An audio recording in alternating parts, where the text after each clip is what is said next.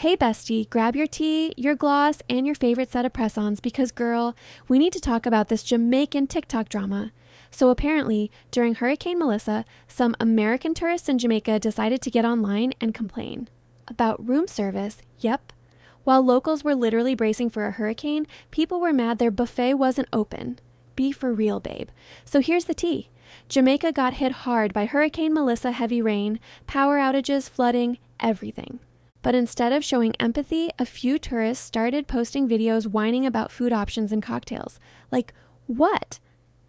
Then this Jamaican TikToker came online and basically said, "Y'all treat our country like a playground, but this is our home." And baby, she was calm, but she cleared them so gracefully that her video went viral overnight. Everyone was like, finally, somebody said it. Of course, the internet being the internet, it turned into a full-on debate. Some people defended the tourists, saying they were scared and unprepared, while others said, no, this is peak entitlement. Because while they were stressing over room service, locals were trying to protect their families and homes. Jamaican creators flooded TikTok saying, "We love visitors, but respect our home when we're suffering." And honestly, they weren't wrong. Now, let's talk about the influencer mess. Girl, one travel vlogger posted a funny video saying her trip was ruined, and the comments, "We're not having it." People were like, "Ma'am, people are evacuating." It quickly turned into a lesson in influencer etiquette. Like, when does documenting cross into being disrespectful?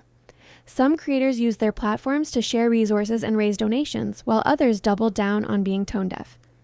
The contrast was loud, and you already know, once the story picked up traction, misinformation joined the chat.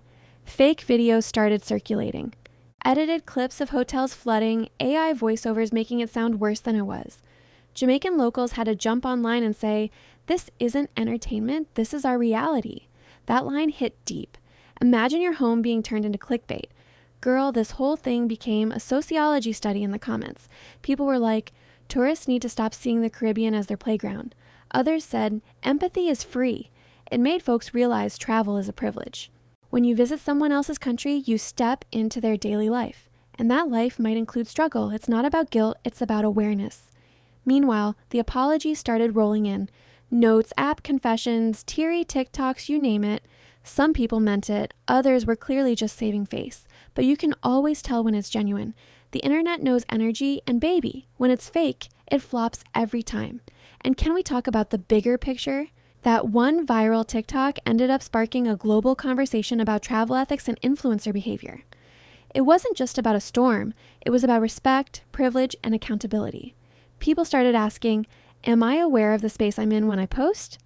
It was giving growth era, and honestly, I'm here for it. But chilly, the story doesn't end there. Allegedly, another influencer staying at the same resort went live defending the tourists. And that's when things got messy. Locals clapped back, creators started picking sides, and before long, it turned into a full-on TikTok war. And you know we're going to dive into that in part 2. Before we wrap this up, let's talk perspective. Sometimes we forget how lucky we are to be safe, fed, and comfortable.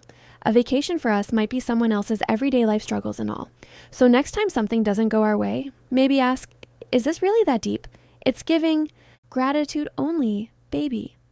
And speaking of gratitude, if you made it this far, thank you for always supporting me and my little corner of the internet.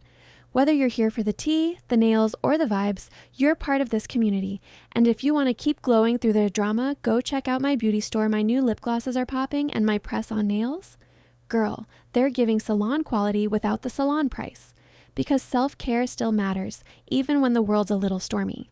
Before you go, just remember, life can switch up fast just like that hurricane. Protect your peace, lead with empathy, and treat people how you'd want to be treated. A little kindness goes a long way. All right, babe, that's all the tea for now, but don't forget to like, comment, and subscribe so you don't miss part 2. Because girl, the next chapter, it's even messier. Stay tuned, stay pretty, and stay kind.